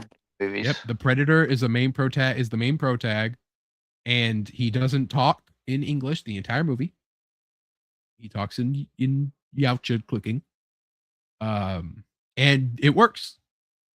Because this robot translates, like obviously can speak to him in the language, but she talks in English the whole time for the audience. And so like it works really well. And great connection to Alien without being too in your face. Damn. This movie sounds dope as hell. Yeah. Like small spoiler, this robot right here is a Wayland Yutani robot. That's not really a huge spoiler because I'm figured they're. Yeah, I mean, like it was in the marketing and shit, but that's really it. Like it's just like Wayland Yutani is in this movie a lot, and it's like cool, like because why not? Why do we always have to have the xenomorph? You know, Wayland Yutani's a thing. So have Wayland Yutani's a thing. But yeah, so honestly, if Hideo Kojima, not the guy to give this video game to, if you're gonna do it. Let the guy. He needs to start making movies, man, because he is a movie maker trying to make video games, and it's like you are just an exposition guy, bro. You cannot tell a good story. You can't. You have good stories, but you can't tell them. Because I don't think is Predator Badlands out on streaming. I don't know if it is. No, it's not. It's not. What I was say, Predator is not out yet. Like on like Disney Plus or nothing. So. Okay. Damn, it must have just came out then, or recently. Yeah, well, so it just came out in theaters. I went and saw it. It was before Wicked came out, and Wicked came out whenever the fuck Wicked came out. But yeah, so it was like Predator didn't make your list, bro. Didn't make your movie list. No, I told you it got bumped because of Wicked. If I wouldn't have saw Wicked, it would have been number 5. It would have been number 5. Damn, fucking Wicked. I walked out of Predator. I'm like, that was a solid number 5 on the list. Got it, 100%. Because I only saw 5 movies. That's 5, easy, perfect. Thunderbolt's above it. You know, Predator movie I think it's kind of shit on or not get enough love. The fucking Predators with Adrian Brody. Predators. Love that movie. Predators is a good movie. Yeah, like people. It's not that it gets shit on; it just doesn't get a whole lot of love. Like people doesn't get a shine. I think it gets like, since it's not like the first or the second one, it doesn't. It gets overlooked. Maybe I think. I still gotta watch Prey. Have you seen that one? No, I heard that one's good too, though.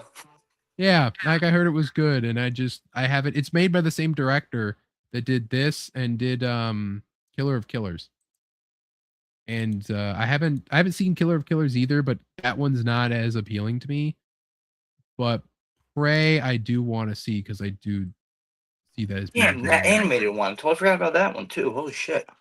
Predator. Yeah, that one's Killer of Killers. Well, because this guy they got doing them is like, he's like, I just fucking love Predator and I love making good Predator shit, and they sell really well and they review really well.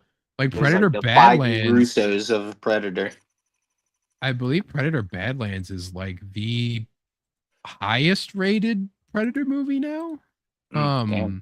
But like all of them, or maybe Prey was, but Prey, Killer of Killers, and Badlands are all the top 3 of the Predator like review wise on Rotten Tomatoes. They beat all the other ones. Damn, that's crazy. Because I know Predator 2 gets shit on too, and it's not nearly as highly rated as 1, but I know 1 is very well received. What's cool about Predator Badlands is that when you think the movie's over, it's like, no, we're not done yet. Like, don't worry. We got like 5 minutes. And it's like, oh, cool. And then the credits roll, and then it's like, boom, mid credits. We're not done yet either. Motherfucker. Coming back for a sequel, bitch. And it's like, oh, okay, cool. So yeah, the premise of the Predator being the protagonist definitely has not been done yet on screen. Yeah, and I know in the remember that games and shit they have, but yeah, this character is almost a like loose reference to, I think it was the very first Alien Predator comic, which the character was named Tusk, I believe, and he's a small predator that needed to prove himself, and that's exactly the plot of this predator. He's a runt predator that needs to prove himself, and so Yeah, I'm gonna watch that. Oh, I yeah, can't. definitely. Well, I mean, like it's still out in theaters. Well, no, probably not anymore, but you can buy Oh, is it. it? No, it's. I would say not anymore. Probably not. I'll watch Prey then. Yeah, it's not going to be long. It just came out to like purchase on digital, so it'll probably be like February. Oh, I can still buy it though. I'll buy that shit. Yeah, you can buy it. Yeah, so definitely watch. It's a great. Elle Fanning is great in it, and yeah, that good action. Never, there wasn't like, yeah, it's it's just a good. I heard people say it was a chick predator. That was like JDA or some shit was saying that when it was like, oh, it's small chick. It's like, no, it's a runt. That's the Yautja. Actually, in Yautja lore, the women are actually taller. So there. And so yeah, so it's stupid that the women Yautja are supposed to be actually bigger, and they're, I think, stronger than the guys. So, and they set it up for the sequel.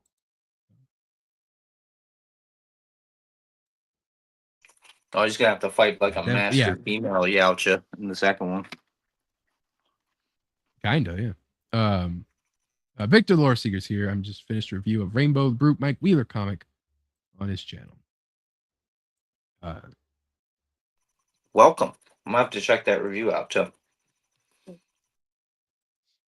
What else we got here? Oh, this one just came out recently, and oh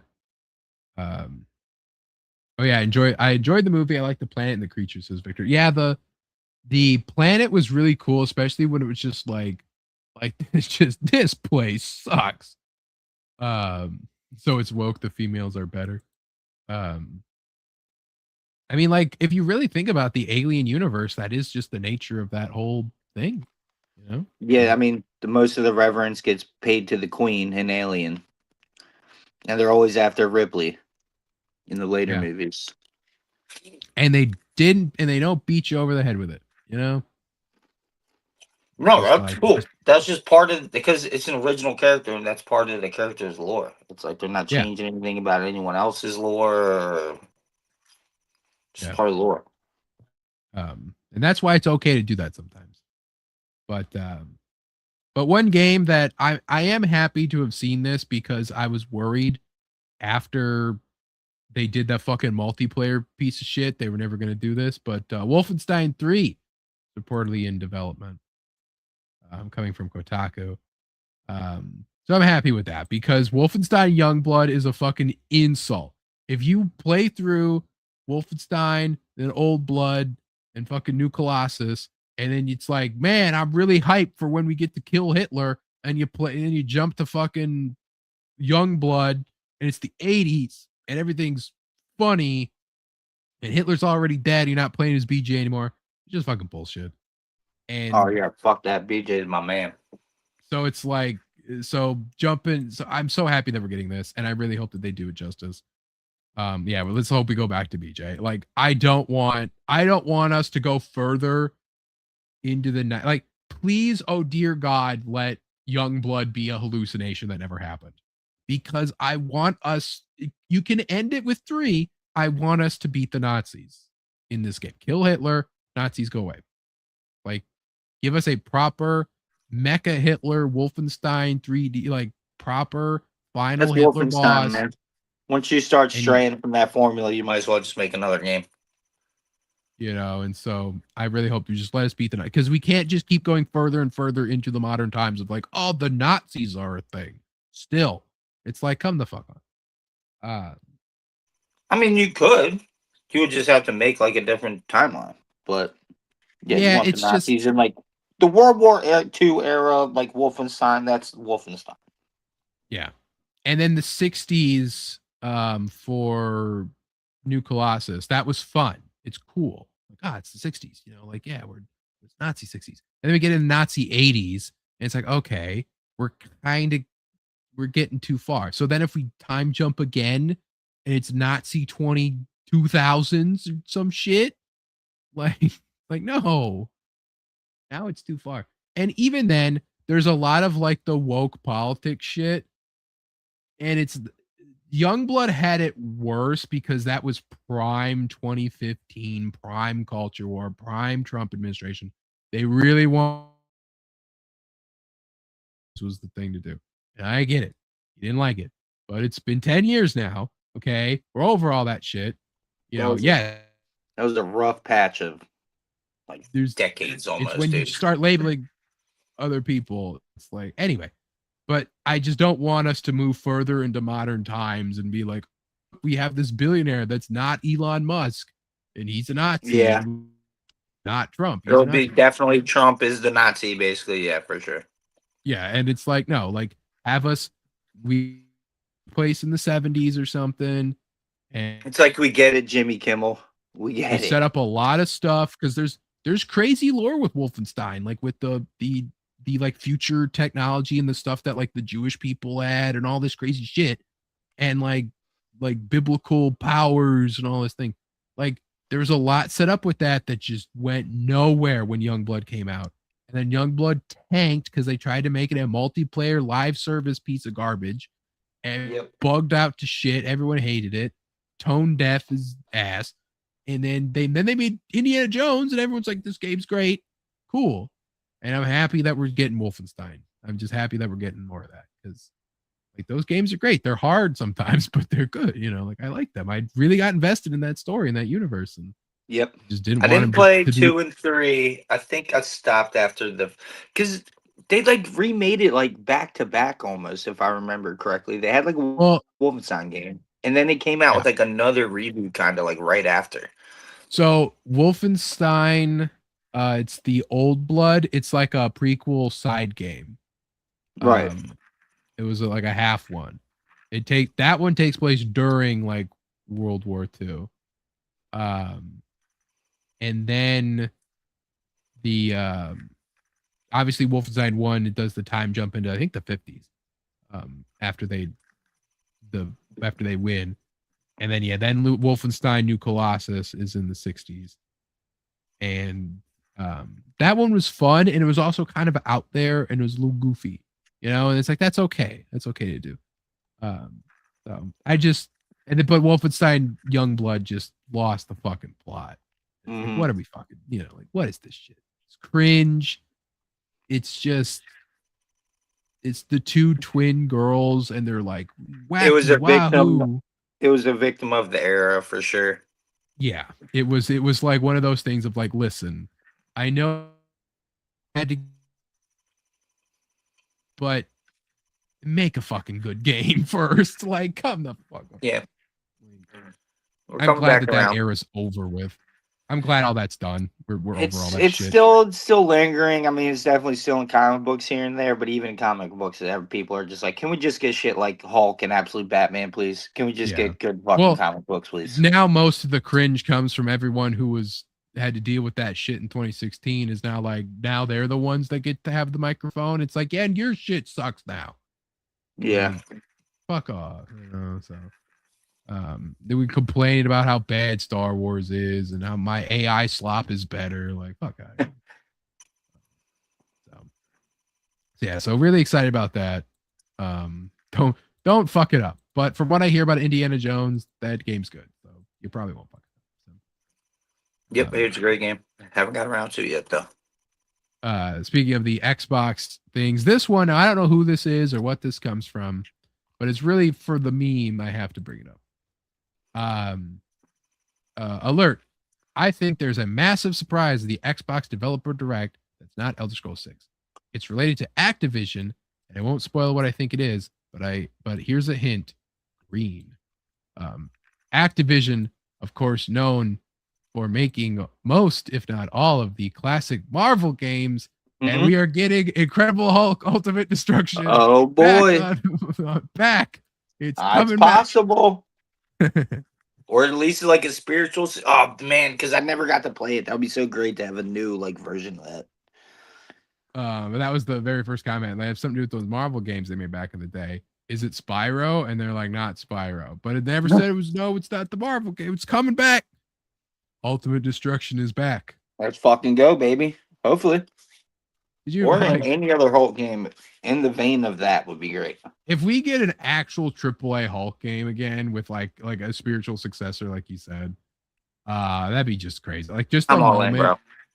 that it would pop up on screen, Marvel. And it's like, oh, because we're getting so many Marvel games. Wolverine comes out this year. Blade's coming out probably in like 2 years. Hulk game would be awesome. Spider-Man still doing something with that.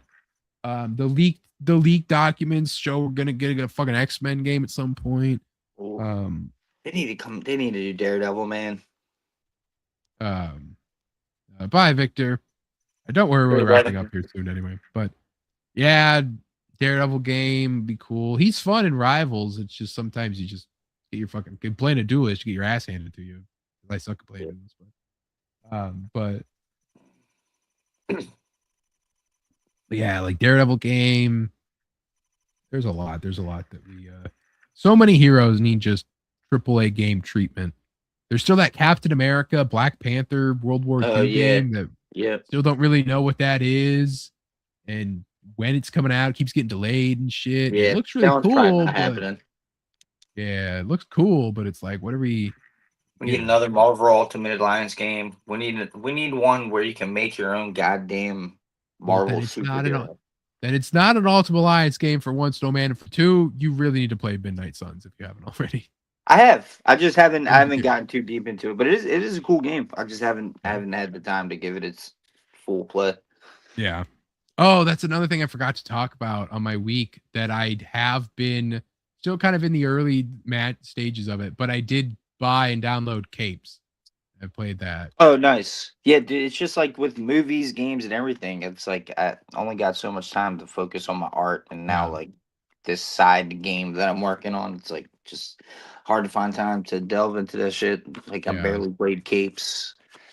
The games I have been playing aren't new. Like I've been playing the shit out of Tekken 8 that came out. Like I've played probably like 4 or 5 levels of it. It's not bad. I mean, it reminds me a lot of like, it makes me also want to play XCOM 2. And I love XCOM 2 and I hate XCOM 2. Yeah. And so it's like, yeah, I love like Wasteland 3. I've played a fuckload, and it's like those types of games I do really like too.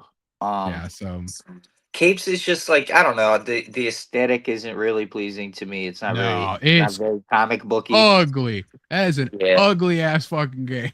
It's not comic booky at all. The combat's kind of meh. So I don't know. I mean, the combat is XCOM combat. It's obvious. Like I know what it's trying to do. Yeah. But the story, I'm not invested in at all. Characters are lame. Like, but I'm just more like, I'm willing to respect it. I'm like, yeah, you were cheap enough. I'll play you. Right, yeah. I'll give you your fair shot, but right now it's kind of just like, it's like a better Rippaverse game. It's just kind of mundane and boring. I'd still rather play Dispatch. Yeah. Dude, after I got that, I downloaded fucking Fractured Butthole. That's a way better superhero game than Capes. Yeah. I mean, like, and it's like not Capes. It's just like, right. It's just not. It's like if you're gonna make a superhero game, you're gonna need to have some like out there characters. You're gonna need some more wildness to it than it's just like post-apocalyptic dystopia like land. It's just kind of boring. Let me show you like I don't know how much you've seen of Dispatch. Well, let me show you not much. Let me see if I can show you the roster. If there's like a good shot. Yeah, here's a good.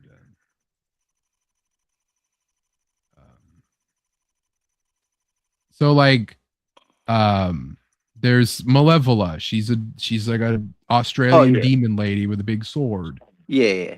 You need characters like that. There's Prism. She's a pop culture or like a pop singer that can make like light constructs and light beams and stuff. They're hacking off of our boys, dude. Yeah, I know, You right? can't do that. There's Coupe. She's like a former assassin, like chick. There's Golem. He's an animated pile of like dirt. Flambe. He's a massive asshole with fire powers, but he's also very funny. Punch Up. He's a 3 foot tall Irish guy with the strength of like 10 men. And Yeah, there's that's the cast you need. Sonar is a crypto bro turned bat creature man. And he's like a he's like a drug addicted crypto bro. You know, like all these characters are memorable. They better get me dispatched for Xbox along with God of War. I mean, if you're still Xbox player, Baki, that's your fault. At this point, we have gone over. Do you need a hotline you can call, Baki? Do you need a reference to a therapist? We have gone over day in, day out why you should not be an Xbox player anymore.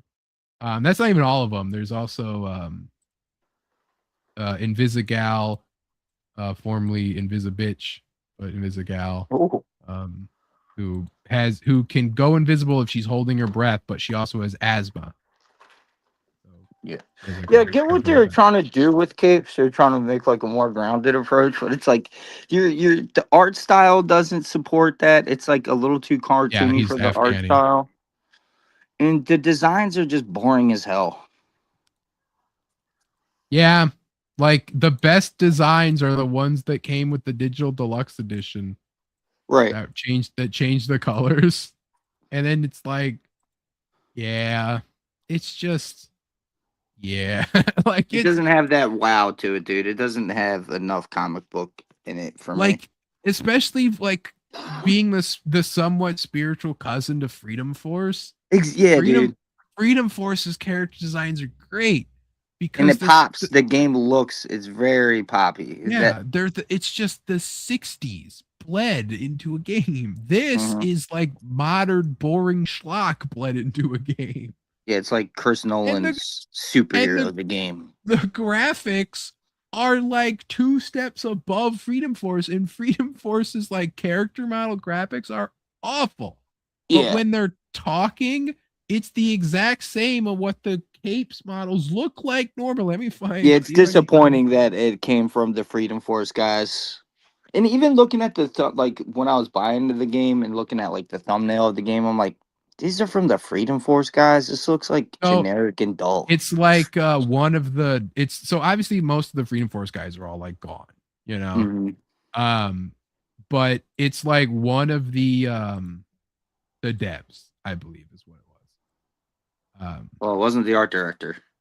Yeah. So yeah, like this, like the. Yeah, you showed me that makes me want to play that game, actually, that cast of characters, because I try to have... Would it be friend or foe? I used to watch these when I was a kid religiously. It's the reason why I used to just look at the boxes that the games came in like all day. Like it's the reason why my comics have the golden age aesthetic. Is because like an impressionable wizard was just like, this is the coolest shit I've ever seen in my life. Oh, especially at that time as a kid when there weren't that many superhero games out. Until now. You know, and you get these like Capes doesn't have these types of cutscenes. They have just like the 3D models just talking to each other and shit, and it looks bad. It doesn't have the heart. Lines being delivered. There's a point where they have like the characters talking in these up here. Like this is what Capes cutscenes look like naturally now. This right here. When they have like the face pop up and just kind of like do a mouth talking face. Yeah, and it's like it's always just the same formula. It's like you do your mission and then you go back to the base and then you go do your mission.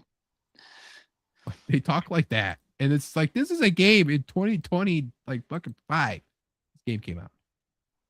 You didn't improve that much. But I mean, like I said, I respect it for doing something different with the superhero game thing. For sure. Like, okay. And I still got to play through it. because I might just Yeah. be missing out on the rest of the game. But Gameplay wise, I enjoy it. I like the strategy, the turn-based strategy thing. I like that. It's just everything else. I'm like, I don't care. I do not care. yeah, it's really about the aesthetics and the presentation is really Yeah. failing that Plus, game. if you did you get to the mission where you have to protect the speedster character in the boxing gym? Oh Like no, pretty, not yet. okay. That's like, I think it's like mission like 4. Very, very early. Yeah, I've but only her played through name, like 3 missions. her It just did name, not pull me in. yeah, her name is Sin, Cyn. I was Oh like, no, God damn it. he's everywhere, bro. He is the virus. But finally, this made some waves on Twitter, and I wanted to talk Oh about yeah, it. The AAA Mario that someone had made that really people were just, there's 2 words from this that people took and ran with to bury AAA gaming and argue. And someone described this as like, this video was made with nothing but pure hatred in their heart. So let's see this. I loved it. I would love to play this game. You, Peach? I see Toadsworth roped you into this Oh, too. oh yeah, Well, yeah, extra yeah. is never This done. part though, I We can get. talk more later. Bowser's castle should be just up ahead. I thought I smelled something burning. Focus M. Bowser's got the power stars, and you know what that means. Yeah, trouble. Exactly. So watch your back. Oh, and if you find any red coins out there, make sure to grab those too. Collect enough, and I might just have an upgrade waiting for All you. right. You're the boss, princess. Okay, Mario. Time to party. All right. Like, the dialogue really is what people like point to, and it's Dude, so but- funny. That's what I'm saying. If you actually made a well-made parody game with great gameplay, this would work. Well, if you could not make this game for real. Like, Nintendo would murder you. Well, they would obviously Nintendo would have to make it, but if they were like just shitting on the current state of like everything, Yeah. But like, just the 2 words of focus M have everyone took that and was like, they were saying like, now calling something a focus M game is now a thing.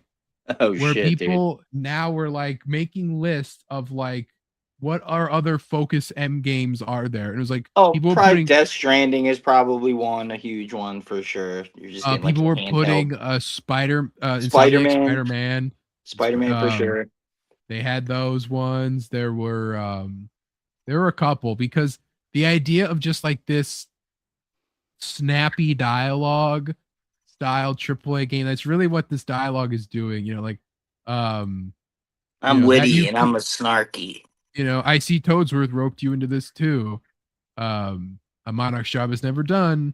We can talk more later. Bowser's castle should be just up ahead. Like, that part right there. So many people were just like, oh my God, you know? Yep. Like, and so I thought I smelled something burning. Focus M. You know, like, it's just, it got it so perfect. And the thing is they weren't even trying. From what I was reading, they weren't trying to like make shit of AAA gaming or anything like that. It just happened that way. Yeah, they're kind of just taking the tropes of it and putting together a silly little project. Yeah, and then everyone was just like, "Oh my God, this is so indicative of AAA gaming." And you know, if you find any red coins out there, you should have grabbed those too. I might have an upgrade waiting for you. You know, and But this looks is cool. Like, I would play a Yeah. Mario game like this though. yeah, you're the boss, princess. Sigh. Like, okay, Mario, time to party. You know, like, it's just, it's so stupid that it works. But yeah, so that was AAA Mario, and like I said, like, Twitter was going crazy with that for Yeah, I so saw that a long. few days ago. And yeah, so and like I said, the idea of a focus M games, like, what other focus M games are there? Yeah, now you got me trying to think. Well, definitely Spider-Man, like Death Stranding, any kind of hand-holding type of game. Handholdy, but it's got to have like the earpiece, like, because like Arkham I mean, Asylum, Zelda is Arkham the original City- Focus M game then. Hey, listen! Yeah, it's just more like it's the conversations that happen during gameplay. Like God of War Ragnarok had that the worst, but there was never that they didn't have this. Like there was some snark in God of War Ragnarok, but there's something about the Focus M. Like there's just something about that resonates to it runs to a very specific frequency. I think they had a Horizon on that list. I was about to say Horizon. I mean, like Borderlands, a lot of games got shit like that. Even Elden Ring has a little bit of shit like that. Oh, so here's someone made a Focus M list. So I found the Focus M list. They got Resident Evil 6 on here. Yeah. Okay. I think this Metroid Prime 4 Beyond, Cyberpunk, Borderlands 3, Far Cry 6, Starfield, Grand Theft Auto 5, which I remember seeing people talking about this. There's like this makes no sense. Knack, I mean, it is though, because there's constantly people calling you and like giving you missions and shit, and you're talking on the phone while you're driving through the city. It's like for sure. I guess, but I guess it has the snark to it. Assassin's Creed Origins. This has Focus M, but not from Bayek. It's in the girl in your comms that when you're playing as Layla. It's constantly yeah, there's definitely Focus M in there. Like literally, like there's like that's the same kind of like way that they talk. Forspoken for sure. Ragnarok, I definitely could see it. Ratchet and Clank. Haven't played that one yet. Spider-Man 2 definitely 8 million %. I couldn't even play that game, bro. Spider-Man like the first level. Spider-Man 1, great fucking game. Spider-Man 2, so just it rubs you the wrong way. Couldn't even get through it.